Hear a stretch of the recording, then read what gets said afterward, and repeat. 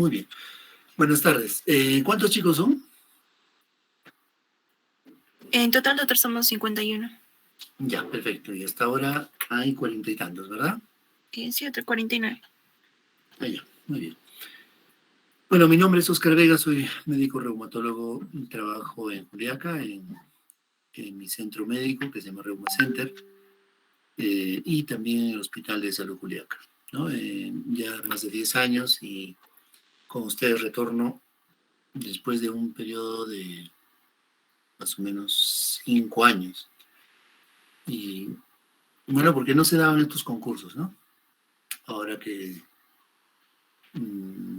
tuvo la oportunidad, pues postulé y estoy, la verdad, contento de poder compartir estos instantes, ¿no? De su formación y espero que aprendan reumatología, ¿está bien? Yo estoy haciendo esta docencia con el fin de que ustedes tengan la oportunidad de saber conducir su vida futura profesional con la mayor objetividad posible, ¿ya? Desde el punto de vista inmunológico y reumatológico. El término de inmunoreumatología, la verdad que es medio mmm, controversial, ¿no? Porque la reumatología en sí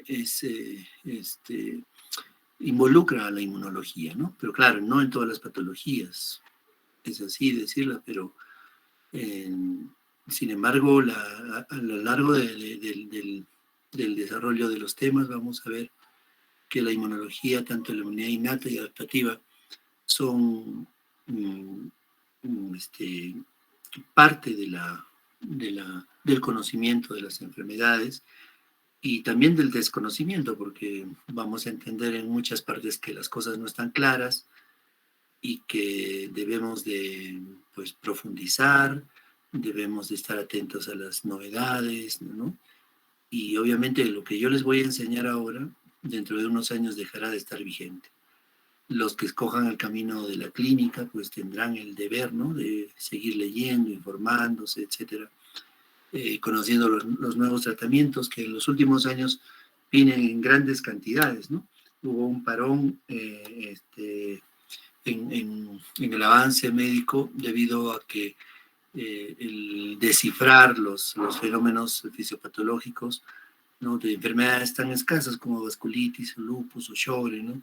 Demora también y la posibilidad de ensayar nuevos medicamentos en pacientes, en escasos pacientes también limita eso. Pero sin embargo, las fronteras físicas se han ido acortando debido a los avances de la informática. Este, por ejemplo, es un ejemplo.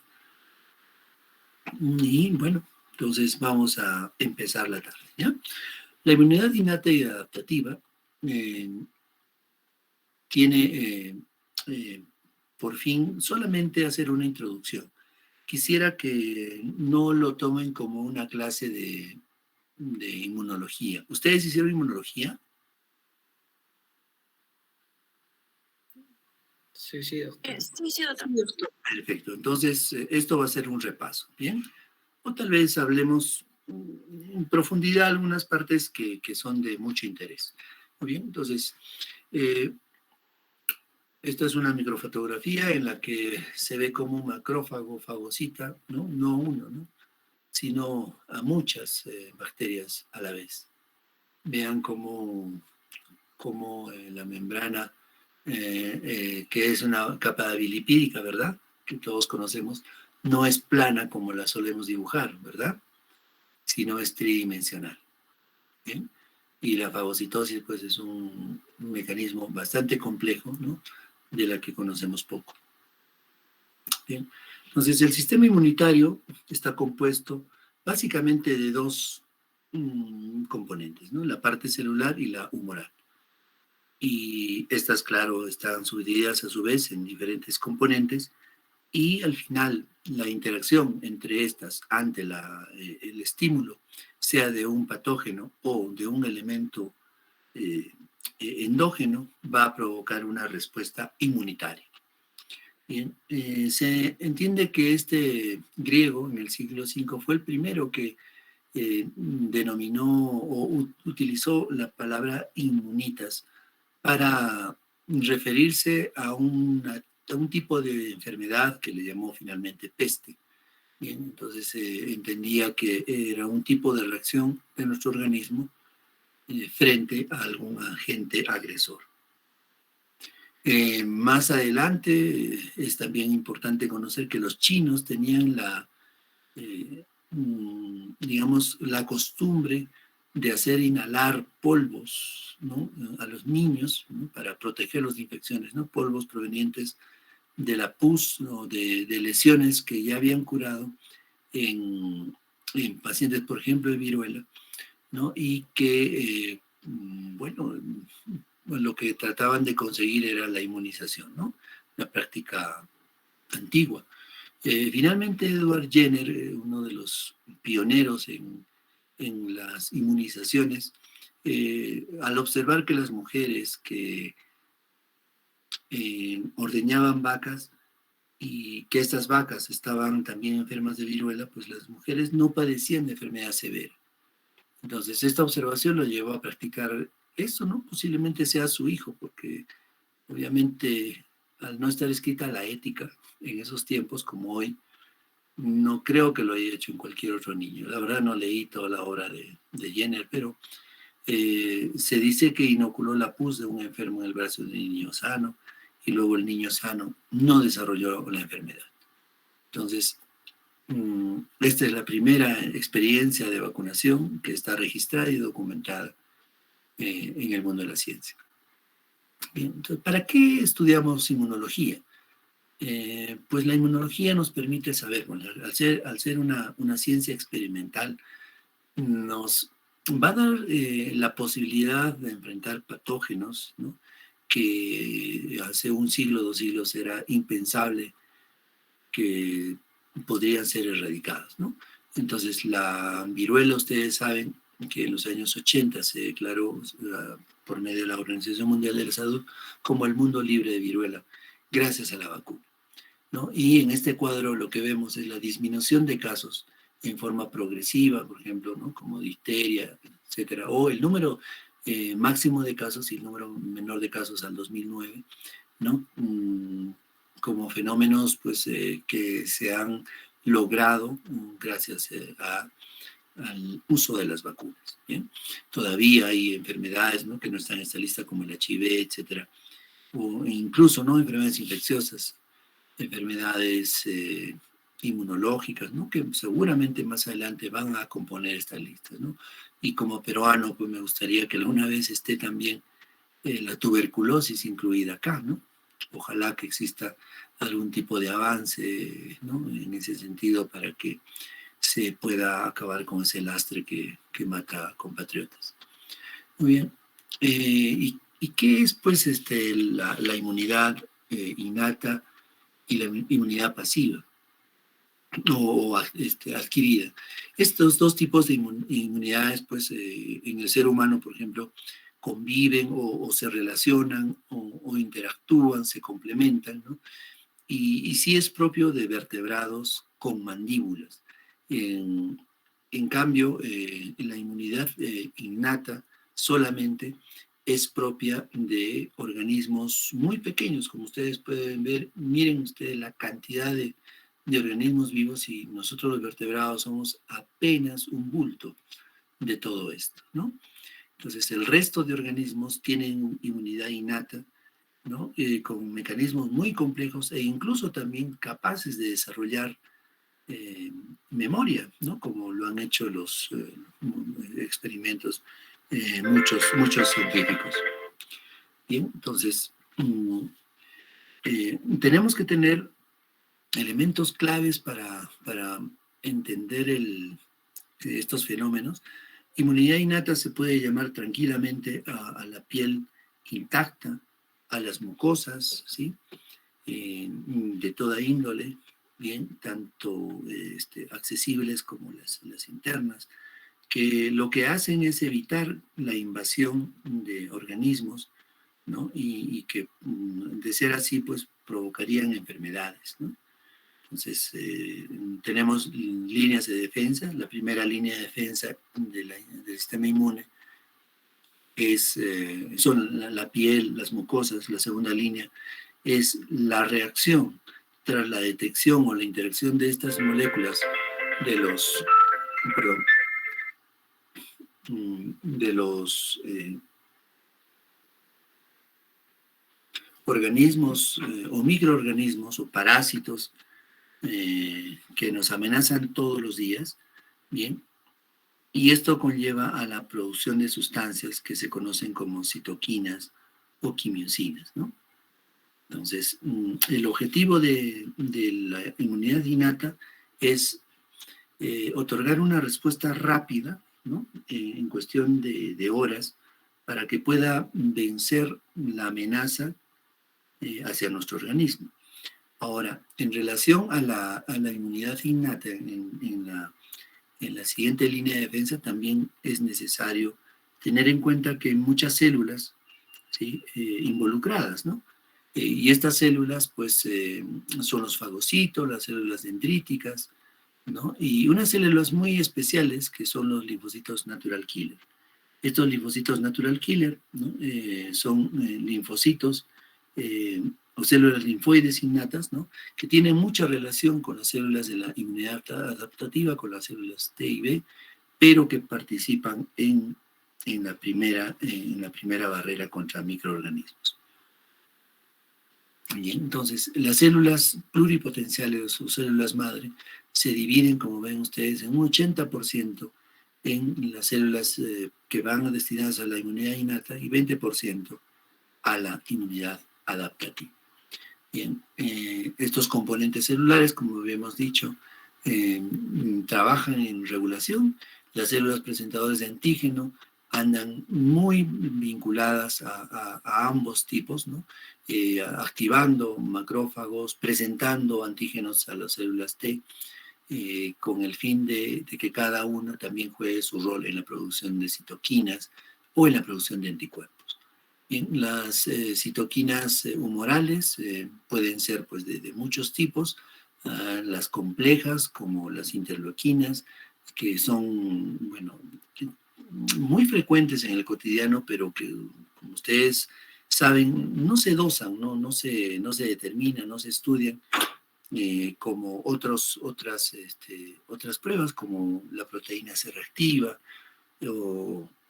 o la ferritina, que aprendimos a usarla en esta pandemia, e incluso las fracciones del complemento, ¿no? Complemento C1Q, C3, C4, que nos ayudan a entender mejor los fenómenos que estamos estudiando.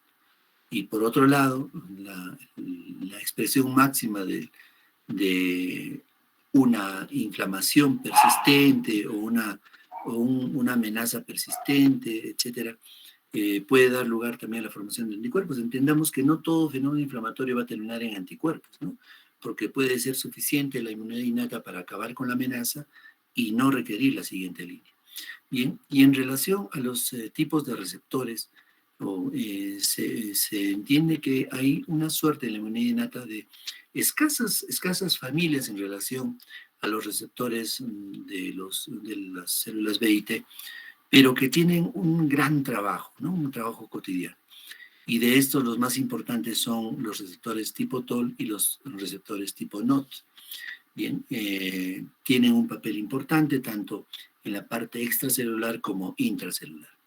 Bien, la acción o la activación, la interacción entre moléculas no van a definir o no van a terminar todas en un cambio genético, como podría pasar, por ejemplo, en los linfocitos, bien, pero de todas maneras el efecto lleva a la producción de activación de la maquinaria genética que nos va a dar el resultado de estas moléculas de citoquinas, quimioquinas o anticuerpos.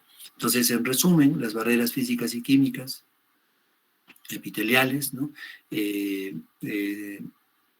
Son un contenedor, es una pared que impide el paso de estos microorganismos. Si alguno de ellos atraviesa, se activan fenómenos celulares que, por ejemplo, involucran la fagocitosis, o si es que esta no es contenida, ¿no? Se producen fenómenos de inflamación, participan células que van a activar otros mecanismos que destruyen a su vez a estas células infectadas, etcétera, y si de esta definitivamente no se logra contener el daño, pues aparece el sistema adaptativo como una manera de ataque muy especializado a la amenaza, ¿no? Este es un cuadro mucho más didáctico para entender estos fenómenos de defensa. Muy bien, entonces, de la misma manera, pues es un cuadro similar al que ya habíamos visto, bien, que trata de ser más explícito en las diferencias entre los dos tipos de inmunidad adaptativa. Pero como les decía, pues no hay una línea, como en este cuadro, que separa las dos, sino que existe una interacción. ¿En qué sentido? Por ejemplo, los linfocitos T son capaces de activar a los macrófagos para que produzcan interleuquina 2, por ejemplo. Los linfocitos B tienen la capacidad de reconocer antígenos, bien, como una célula dendrítica, es decir, pueden compartir algunas funciones, ¿no?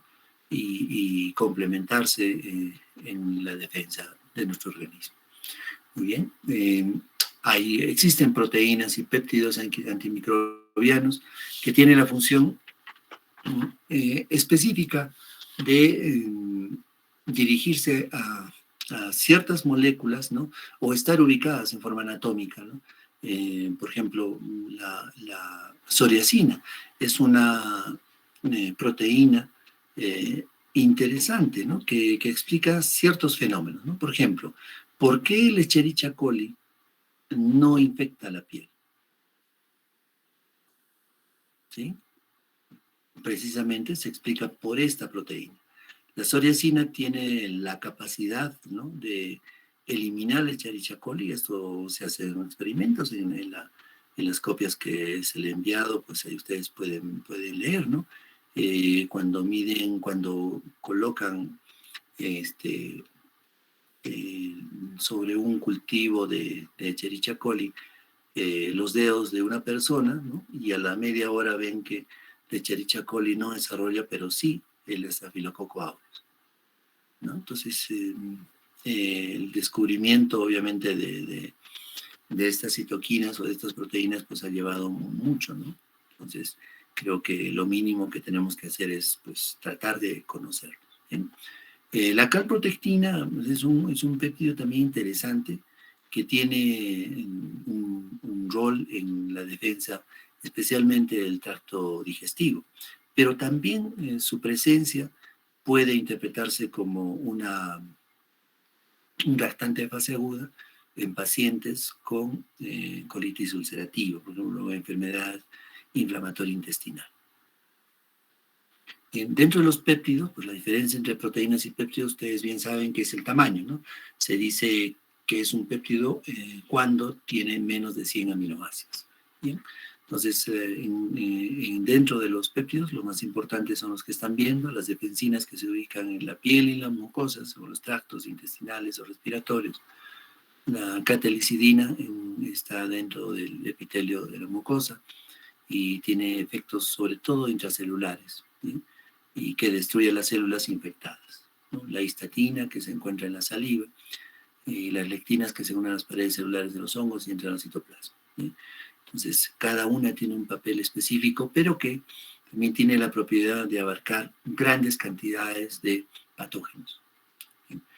Ahora vamos a ver un grupo importante de proteínas de la respuesta innata, que son los receptores tipo TOL.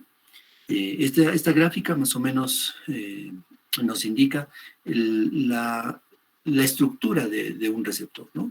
La parte extracelular, la parte de la membrana y la parte intracelular, ¿bien? Entonces, dependiendo de la unión de los receptores tipo TOL, podemos hablar de dímeros o heterodímeros, ¿no? Dímeros cuando comparten la misma estructura, o heterodímeros en este caso cuando tienen componentes mixtos, como el 2 y el 1. Y entonces estos receptores tipo TOL fueron la primera familia de receptores que reconocen patógenos, ¿no?, en estudiarse. Y son pues de los más apasionantes porque también participan en fenómenos de autoinmunidad. Vamos a ir comentando posteriormente, por ejemplo, cuando veamos lupus. Es uno de los, como les había dicho, uno de los más estudiados y actúan sobre los patrones asociados a patógenos, ¿no? Las células o las moléculas denominadas PAMP. Entonces, la unión entre estos fragmentos patogénicos o los PAMP con el receptor tienen una repercusión dentro de la célula, que vamos a ver más adelante. Estos son los diferentes tipos de receptores. A la fecha hay 13. Cada uno cumple un papel importante. Algunos se desconocen, ¿no? Cuál es la utilidad, pero en este caso quiero que vean este papel del receptor tipo TOL9, que tiene una función de atacar el ADN bicateriano, ¿no? Entonces eso nos lleva a pensar también en fenómenos en los que se activa por alguna manera o existe mayor concentración de ADN de doble cadena, ADN, perdón, bacteriano o ADN de otros tipos que sean similares a nuestro ADN, y podría activar también la reacción intracelular y finalmente genética en las células. Entonces hay que tener en cuenta estos fenómenos. Ustedes van a escuchar mucho el término de mimetismo molecular, ¿ven? Y en el que se explica por qué este receptor tipo 9 es importante en el lupus.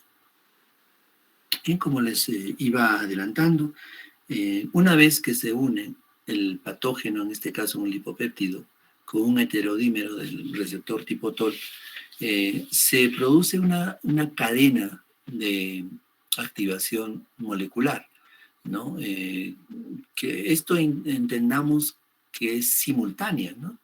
No es como, no se va a demorar en lo que yo me demoraría en explicar o leer por lo menos este gráfico, ¿no? Sino que son fenómenos simultáneos, ¿no?, que se van dando con la velocidad de una reacción, como cuando ustedes echan agua al detergente, ¿no? Algo así, y podría verse muy, muy rápido. Entonces, al final, con la participación de varias moléculas, IRAK1, la fosforilización de estas moléculas, que eligen vías, por ejemplo, relacionadas con el factor nuclear kappa B o con la vía de las MAP quinasas, ¿no? Que van a producir activación de las moléculas Jun quinasa, etcétera, van a tener un efecto en el ADN para producir moléculas específicas que el organismo requiere. Bien, existen otro tipo de receptores, además de los tipo TOL, que son los receptores de lectina, que se denominan de tipo C, y estos están unidos a moléculas especialmente en hongos, por ejemplo, parásitos, que que tienen estructura de carbohidratos. Bien, entonces, esta es una segunda familia después de los receptores tipo TOL, que están en la superficie celular y activan estas respuestas innatas o inflamatorias. ¿Bien? Estas, por ejemplo, están en los monocitos, en los macrófagos, en las células dendríticas, en los linfocitos B. Bien, y por lo menos se conoce 15 de estos tipos, pero bueno, aquí en la imagen podemos ver la estructura de polisacáridos que se unen a estos receptores de reconocimiento de patógenos, como la lectina, y como en el caso anterior, activan varias vías, ¿no? Finalmente parecen comunes, como ustedes ven. El factor nuclear kappa B lo vamos a ver en estos fenómenos de infección, de defensa contra infecciones. Lo vamos a ver en la osteoporosis, el mecanismo de osteoporosis, ¿no? Junto a otras vías que son también de protección ¿bien? Que desarrolla nuestro organismo. Muy bien. Los receptores tipo NOT son unos receptores muy especiales que actúan dentro del citoplasma. Entonces, resulta, por ejemplo, ustedes saben muy bien que los virus tienen la capacidad de sortear, ¿no? Desarrollan cierta defensa contra nuestro organismo para ser invadido, ¿no? Entonces, sortean las defensas a través de mutaciones, a través de cambio en la estructura de su membrana, etcétera, que no son detectados. Entonces, para esos casos, incluso bacterias, ¿no? Como la listeria. Entonces, para esos casos existe este otro tipo de receptores intracelulares con el fin de desarrollar nuevamente fenómenos en cascada, ¿no? Fenómenos de defensa.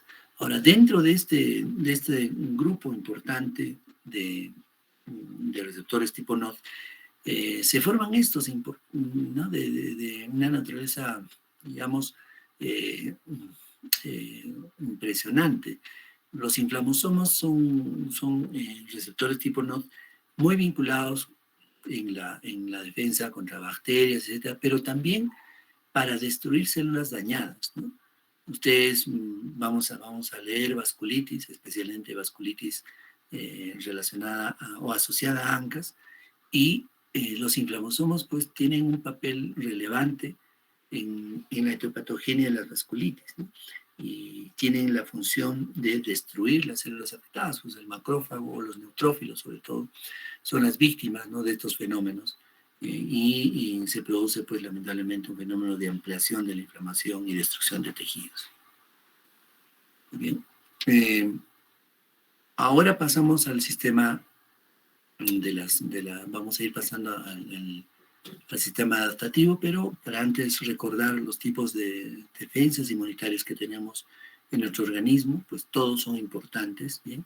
En relación a la inmunidad adaptativa, pues existe una interrelación entre estas diferentes células. Hay linfocitos que tienen capacidad fagocítica, los linfocitos que tienen la capacidad de memoria, los linfocitos que tienen una acción de interacción entre sí, por ejemplo, linfocitos T hacia linfocitos B, o linfocitos B que presentan moléculas hacia los linfocitos T, etcétera. Y bueno, una actividad que va en varios sentidos. Las citoquinas de los linfocitos colaboradores, ¿no? Pueden diferenciar y producir la maduración de las células B, y las células B a su vez terminar produciendo anticuerpos, ¿no? Que van a ubicarse en diferentes partes del organismo, ¿no? Ustedes entenderán que la IgA no es producida en la mucosa por las células caliciformes, ¿no? Sino son netamente productos de nuestros linfocitos B. Bien, este gráfico, bueno, trata de ser sencillo. Esta es una imagen que en diferentes exámenes, por los que yo he dado en la residencia, etcétera, o simulacros de exámenes, aparece, ¿no? Entonces, ¿dónde se ubican las células adaptativas y dónde se ubican las células presentadoras de antígenos? ¿En qué parte del ganglio linfático, no? Y aquí está, pues, un resumen. Como ven ustedes, las células T y B ingresan al ganglio linfático a través de unas vénulas endoteliales altas, ¿no? Y las células T navegan por la superficie, ¿no?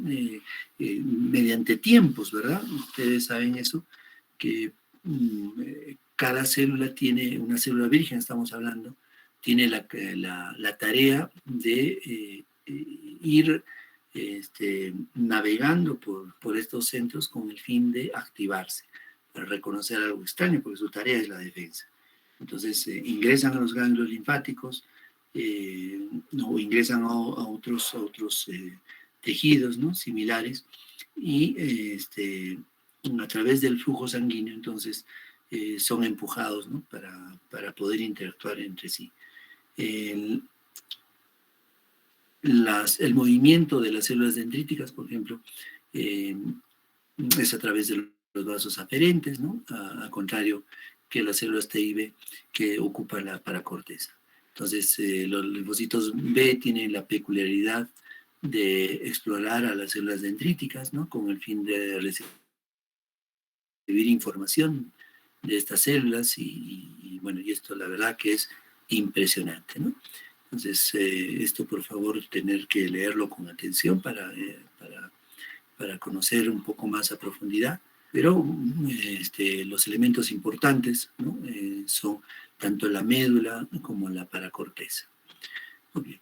Ahora, en relación a las citoquinas, pues estas tienen diversas funciones, ¿no?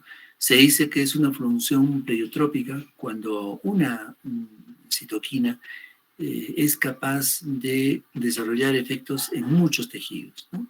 Sean células B, células T, macrófagos, etc. O varias citoquinas hacer una función específica, eso se le llama redundancia. O citoquinas que tienen acciones antagonistas, ¿no? Como las proinflamatorias o las antiinflamatorias, ¿no? Interleuquinas 1 versus las interleuquinas 4.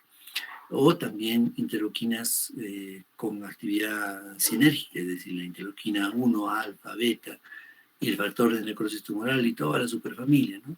Que lo que hacen, por ejemplo, es producir baja de peso, caída de cabello, ¿no? Quitar el apetito, fiebre, etc.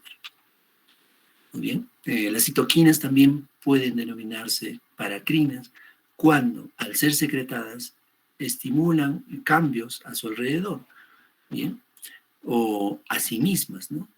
O si es que van a llevar su efecto hacia otro lado, pues producir un efecto endocrino.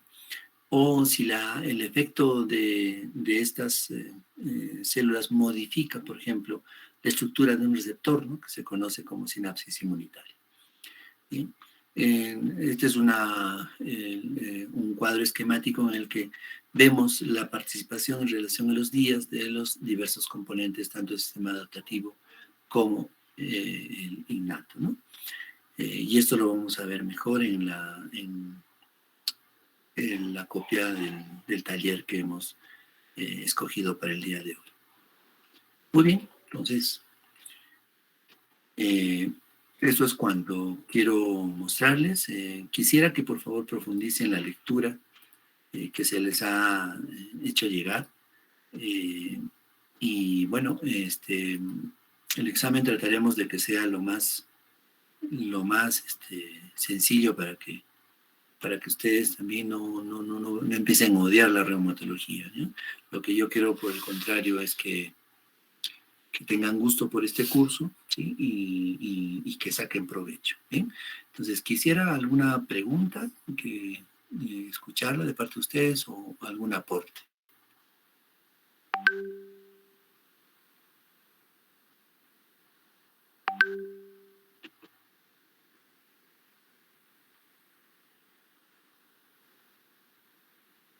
¿Sí? ¿Están todos ahí? Sí. A ver, escucho a ustedes. A ver, vamos a entonces incomodarlos, ¿ya?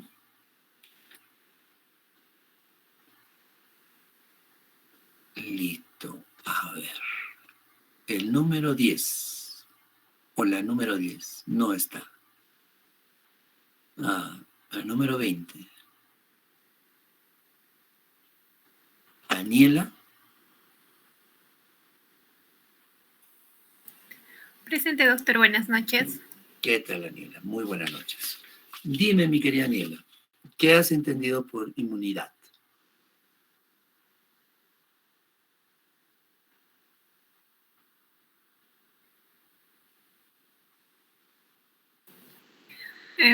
Bueno, he entendido que es una respuesta, puede ser una respuesta natural o innata del ser humano, o puede ser una respuesta adquirida, que lo podemos adquirir a base de vacunas o después de padecer una enfermedad.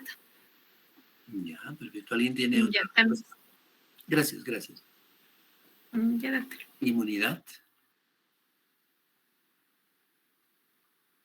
¿Alguien quiere participar? El número 30 tampoco está. 40.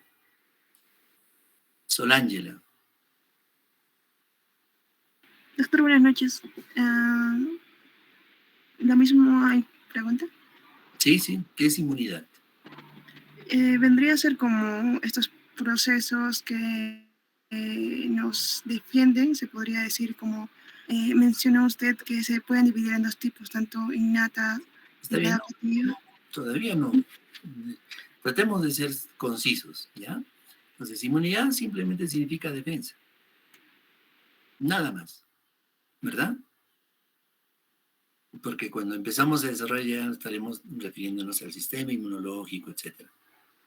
Entonces, solamente es defensa, ¿verdad? Eso es la inmunidad.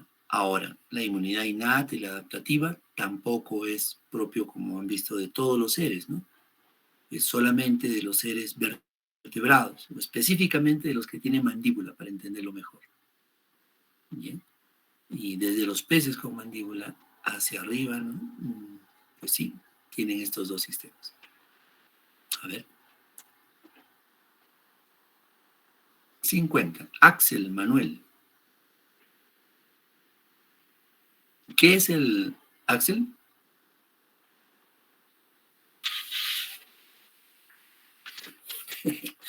Le pasamos la voz a Axel, ¿ya? A ver. Miriam. ¿Está Miriam? Sí, doctor. Miriam Alfaro, la número 1. Ujú. Bien. Miriam Alfaro, ¿qué es la inmunidad innata? Bueno, la inmunidad innata es esta barrera de defensa inmediata, se podría decir, Perfecto. y que se va a activar rápidamente cuando vamos a estar frente a un patógeno. Y va a constar de dos líneas de defensa, ¿no? Una primera línea de defensa que va a constituir las barreras físicas, barreras químicas, y una segunda línea de defensa donde van a entrar los leucocitos, se podría decir, ¿no? Estos macrófagos, monocitos, No, neutrófilos. macrófagos no entran, Monocitos. tampoco. Linfocitos. Monocitos no.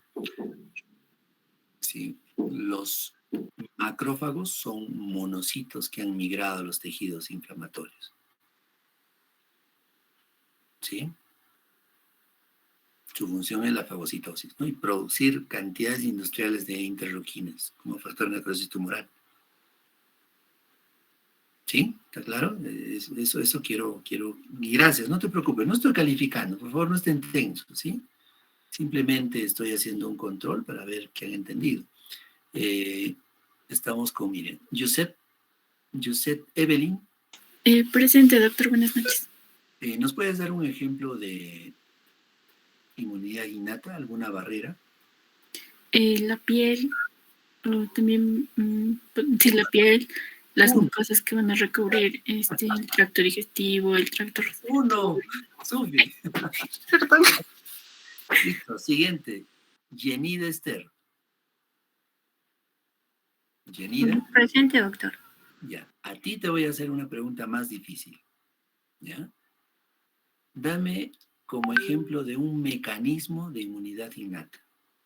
Espero que hayas leído las hojas que envié, el resumen que envié. Un mecanismo.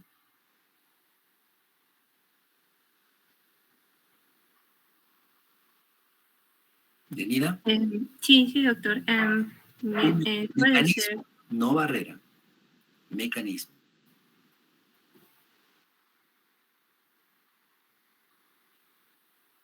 Listo, no te preocupes. Marco Fernando. Un mecanismo.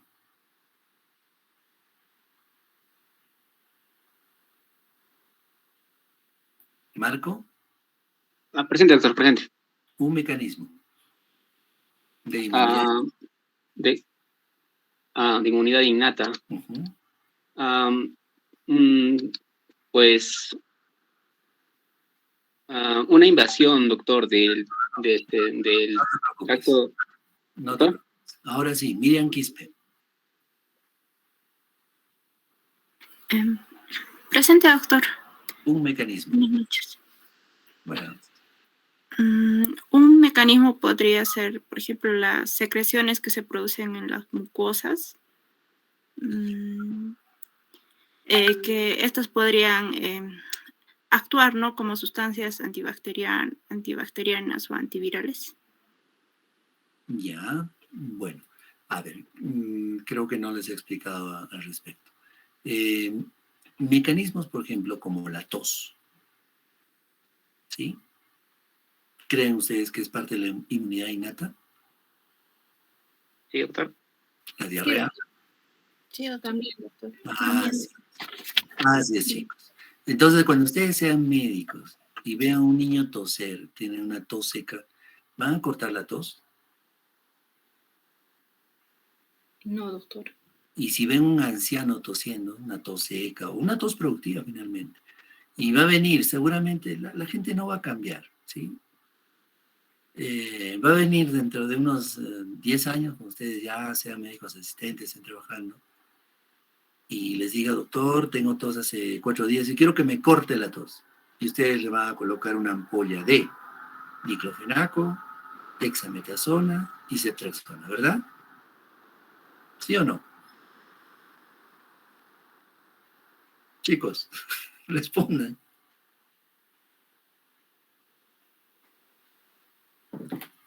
¿Harían eso?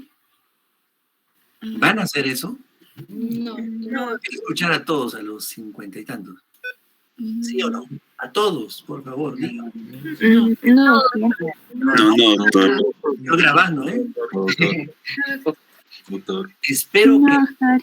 porque alguien les va a preguntar, ¿quién fue su docente de inmunología, de reuma, de farmacología, para que aprendan a hacer eso? ¿Ya? Por favor. Chicos, si de ahora en adelante tenemos un año, no sé hasta cuándo son las clases, Jaida. El jueves, doctor. No, ¿hasta cuándo? ¿Solo este semestre? ¿Cómo son las clases? Ya, el semestre es hasta... Semestral entonces, ¿no? Sí, doctor. Hasta el 22 de julio, doctor. Ah, excelente. Hasta el 22 de julio, ¿sí? Va a ser mi salud. ¿Sí? Espero que aprendan reumatología, pero también un poquito de ética, ¿sí? Y de respeto a sí mismos. Porque no es posible que ustedes estén leyendo letra chiquita, ¿verdad? Tratando de entender este resumen que de repente hasta está mal hecho, ¿sí? Perder su valioso tiempo para que después se terminen vendiendo Omnilay, Herbalife, o digan que el paciente, si toma colágeno, le va a ir bien. ¿Ya, chicos? Por eso soy docente de reumatología. Quiero que dejemos de lado la mala práctica. Y por más que el paciente venga a pedirles, ustedes no pueden ser marioneta del paciente. ¿Está bien? Entonces, partiendo del respeto que debe haber al paciente. Mi paciente tiene todo el derecho de equivocarse, mas no ustedes. ¿Ya? Entonces, vamos a ir pensando en eso. Entonces, sucede que estos mecanismos como la diarrea, etcétera, son de defensa, ¿no? Entonces, ¿cuándo se le da antibiótico a un paciente que tiene diarrea? Cuando tiene disentería, ¿verdad? O es una diarrea crónica, o han hecho ustedes un cultivo y encuentran un patógeno, más allá del E. coli, ¿no? Porque qué raro sería encontrar E. coli, ¿no? En las heces, si ese es su hábitat, ¿verdad? Entonces, siempre sean ustedes críticos con su actuar, ¿ya? Entonces, no se olviden de eso, muchachos. Muy bien, a ver. Entonces, nos hemos quedado en... ¿Quién participó? 41, doctor. Mire. Miren, Jaidita, por favor, me mandas la lista en Excel si la tuvieras, ¿ya? Sí, doctor. Listo. Y ahora le toca a Kelly. Melina. Sí, doctor. Muy bien. Entonces, ¿cuáles son las células que producen anticuerpos? Anticuerpos, los linfocitos B, doctor. Perfecto. ¿Y qué tipos en qué estadio son los que producen los anticuerpos? Produciría principalmente inmunoglobulinas. Me refiero en qué grado de maduración, ¿no? Que son las células plasmáticas, ¿no? O plasmocitos. ¿No? Entonces, no todos los linfocitos B producen, porque tienen que entender que existe una línea de maduración, ¿no? Desde las inmaduras hasta las maduras, ¿verdad? Y hay linfocitos B que han nacido para morir, ¿no es cierto? Que tienen un tiempo de vida muy corto y otras que pueden durar, en teoría, toda la vida, ¿no? Como las células plasmáticas, ¿ya? Ahora, los fenómenos inflamatorios también pueden ser muy cortos, ¿no? Tienen un efecto temporal. Hay anticuerpos que duran mucho tiempo, ustedes conocen los anticuerpos de memoria, y otros anticuerpos que son transitorios. ¿Bien?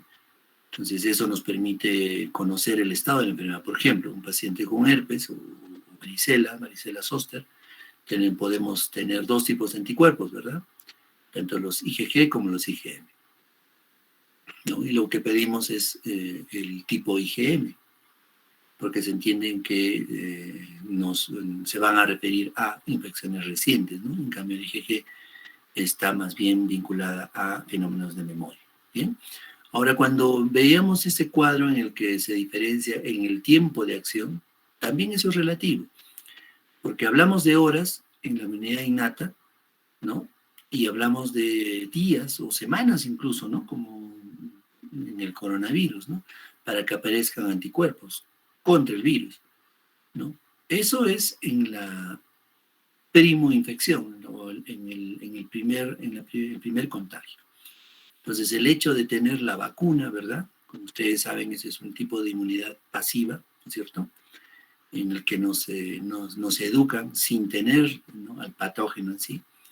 Bien, posibilita de que el actuar de la inmunidad adaptativa ya no sea en semanas, ¿no?, o días, sino también sea en horas, porque la maquinaria de defensa, de presentación, todos esos mecanismos que van a llevar a la producción de anticuerpos ya se han hecho, ¿no? Entonces, lo único que va a demorar es la clonación, es decir, que una célula de memoria, una vez que es estimulada, se replica, ¿no? Y van a hacer su papel, ¿cuál es? De producir un tipo de anticuerpos, ¿no? Para eso han nacido. Entonces la respuesta pues es inmediata, ¿no? Más o menos como la inmunidad innata. ¿Está bien? Entonces, bueno, eso quería redondear. Listo, ya van a ser las 7. Quiero saber si han leído todos el artículo que les envié, adjunto el reporte de la información sobre la inmunidad frente al coronavirus de la Agencia Española de Salud. ¿Lo leyeron?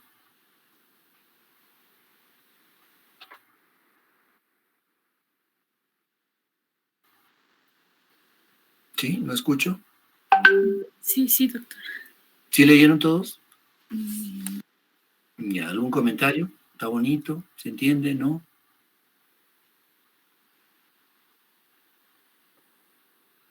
Listo, vamos a hacer lo siguiente, ¿ya? Como ustedes han visto en la parte introductoria, tiene 10 puntos, ¿ya? Entonces vamos a dividir en grupos de 5 personas, ¿sí? En este momento hay 51 asistentes, ¿no? Qué bueno, están todos. Entonces el último grupo va a ser de 6, a partir de Rosela Alejandra, y todos los grupos hasta el 45 serán de 5 integrantes. ¿Listo? Les voy a dar, ¿quieren 20 minutos, 25 o 15 minutos? Para que se organicen y expliquen. 25 está bien, doctor. Ya, 25 minutos. Listo. Y luego van a tener 10 minutos para leer el resumen que van a hacer y sacar conclusiones. ¿Ya? Eso es lo que yo quiero. ¿Listo? En base a lo que les he difundido, ¿no? Porque no es una lectura difícil. ¿Está bien? Listo. Entonces, 25 minutos a partir de las 7. Entonces, 7:25 nos volvemos a reunir. ¿Les parece? Sí, doctor. Entonces, ustedes también hagan su Meet nuevamente, y más o menos esa va a ser la dinámica, ¿no? En adelante, les voy a dar lectura, quiero que ustedes lean. Miren, ustedes no son especialistas, y si no entienden, no se preocupen. ¿Entienden?